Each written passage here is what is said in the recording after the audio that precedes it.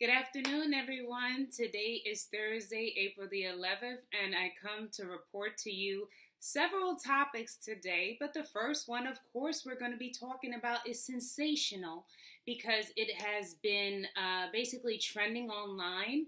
And not only that, it is doing it rightfully so because of how fierce it was, how bold and courageous it was. And that was from none other than the wonderful, amazing Candace Owens. If you have been watching the news this week, then you would have seen the congressional hearing with Candace Owens, where she was addressing, actually, this congressional hearing was on white nationalism. And so Candace was discussing that at the congressional hearing. But of course, it didn't play out as they would have liked it to.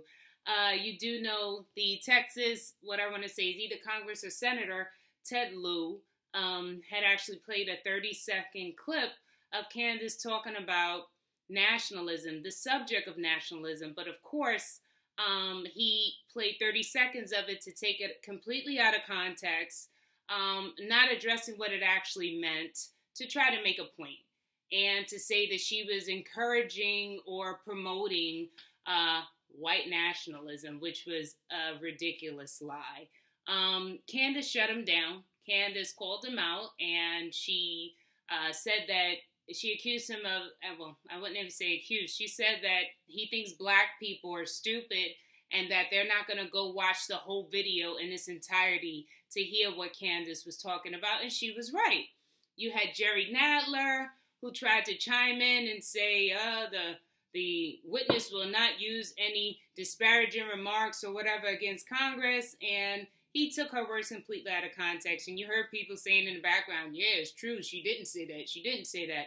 So it was hilarious. But what I think is the most important thing that came from this is that I believe Candace Owens set the tone for, or the foundation at least, for other Black conservatives who may not have a platform or who may not have been speaking out or talking enough, or maybe just everyday Americans or Black Americans who may feel emboldened, who may feel encouraged by listening to, someone who is conservative or someone from the left, just like myself, who basically found more in common with conservative views because that's where we are.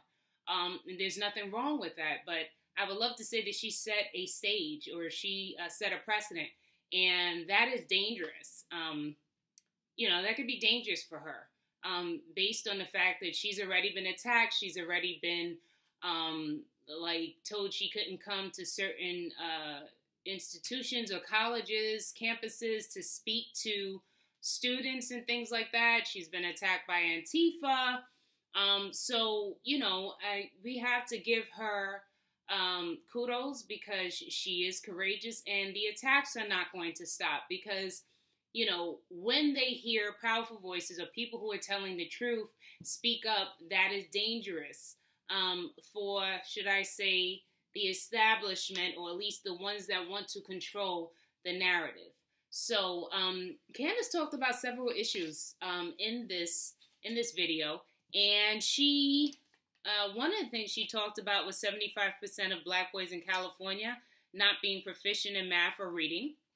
That was found in 2016, a 2016 study. She talked about the abortions, late-term abortions, and how our governor, Andrew Cuomo, lit up the city in New York City to celebrate late-term abortions. She talked about singlehood mother rate at 23% in the 60s is now up to 74% today.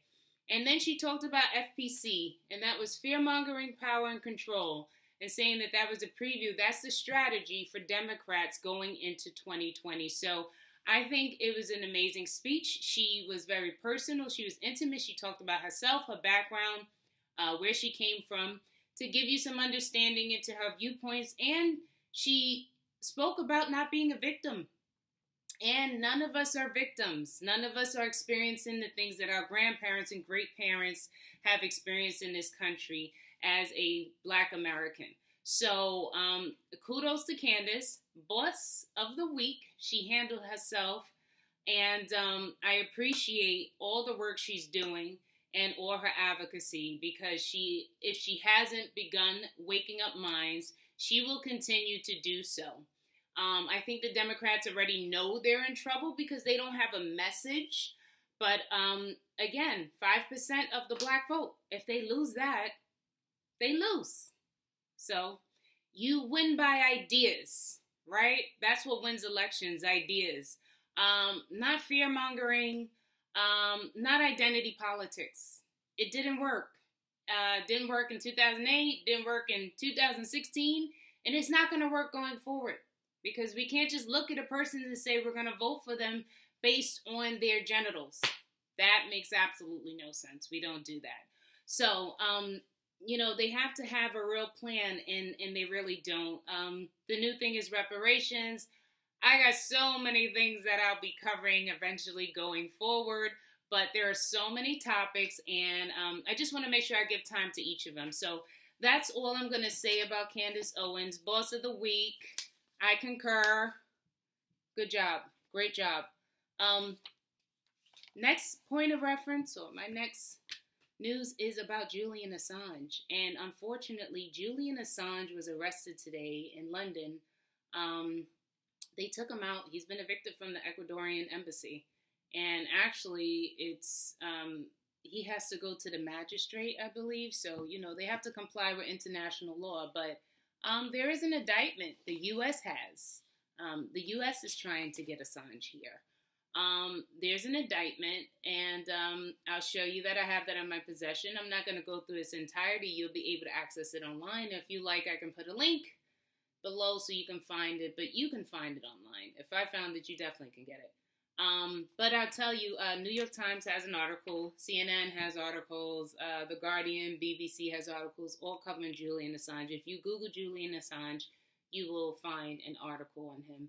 So he's been charged with a single charge of conspiracy to commit computer intrusion, stems from what prosecutors said was his agreement to break a password to a classified United States government computer.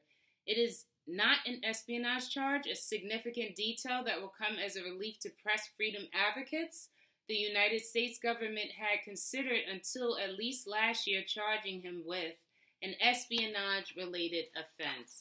It sounds like a pretty weak charge, guys, but I'll go on, I'll continue. Mr. Assange has been living at the Ecuadorian embassy in London since 2012. British authorities arrested him after he was evicted by the Ecuadorians. The Metropolitan Police said that Mr. Assange had been detained partly in connection with an extradition warrant filed by the authorities in the United States. So it's coming from the United States, okay? So you guys remember Trump saying, I love WikiLeaks, right? So I'm really hoping that this administration will intervene, but intervene in the right way, because it's like they're continuing on with these were Obama things that went on back when Obama was in office. But anyway, I digress.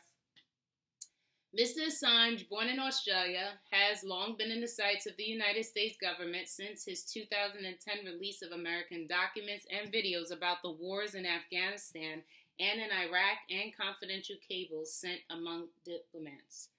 Mr. Assange has most recently been under attack for his organization's release during the 2016 presidential campaign of thousands of emails stolen from the computer systems of the DNC, leading to a series of revelations that embarrassed the party and Hillary Clinton's campaign. United States investigators have said that the systems were hacked by Russian agents. And as you guys know, if you watch this channel, some of you guys that follow, we all know about Seth Rich, right?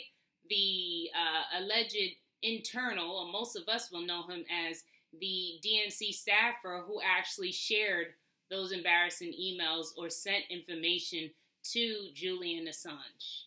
At one point, I don't know if you remember, Julian Assange did an interview on BBC, and he was talking about how his sources take risks to share certain information. And I believe he had put up maybe $100,000 prize for anyone who had information or reward relating to the death of Seth Rich. So anyhow, this is what's mentioned in the article, guys. Very sad story. It's a developing one.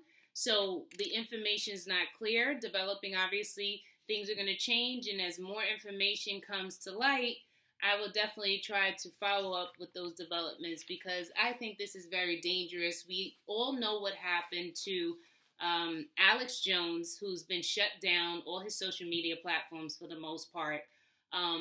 You'd have to actually follow. Ooh, excuse me, I'm going to sneeze. You have to follow Alex Jones if you want to like get news from him. You have to directly go to his site. They shut down some of his apps, InfoWars, all those things, which makes it a lot harder to get your message out to the audience. People like me, and I'm sure many of you have watched Alex Jones if you still don't follow, and just look at what happened to him. What is hate speech? Who deems it? Who's sitting back determining what speech is?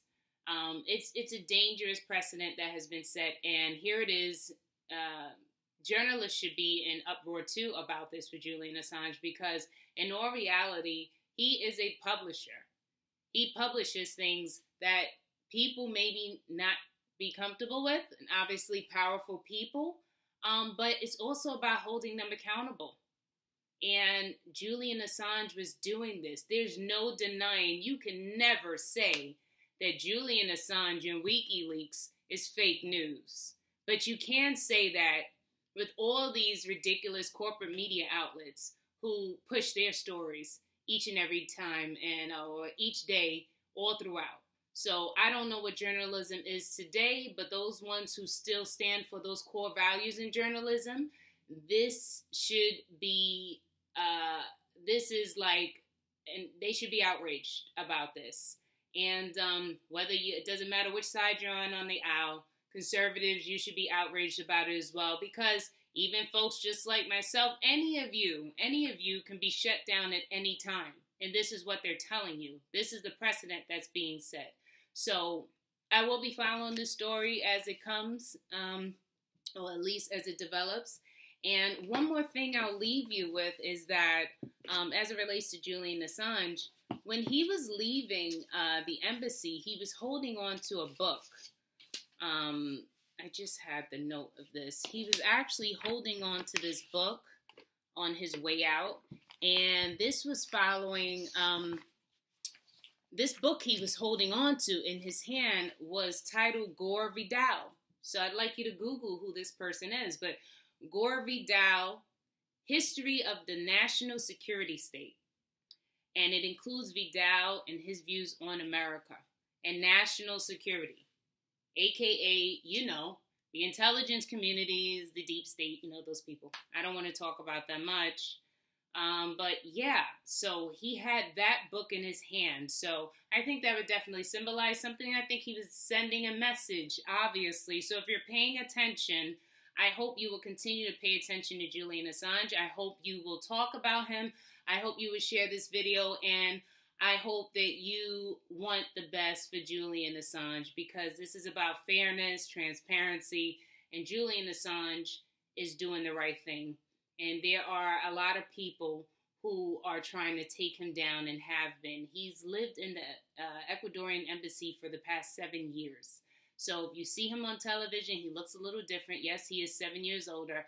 But could you imagine being held that way and what that could do to a person and what his mental state could be? I'm sure he's still sharp as ever, but my goodness, people pay, and he's been suffering. So I hope you all will have Julian Assange in your prayers and wish the best for him. And, I can't narrow it down to a 5-minute clip about Julian Assange. He's just too important. So that's all I'll say about him. Next is Obama. Lawyer expects Mueller-related indictment. This has risen out of the special counsel investigation.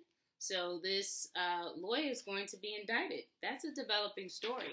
So I won't go into detail, but briefly, a former White House counsel for President Barack Obama expects to be indicted as part of an investigation related to the special counsel Robert Mueller's probe into the 2016 election, according to Gregory Craig's lawyers. The potential charges against Craig, who served under both Obama and Bill Clinton, would be over work he did with the Ukrainian government.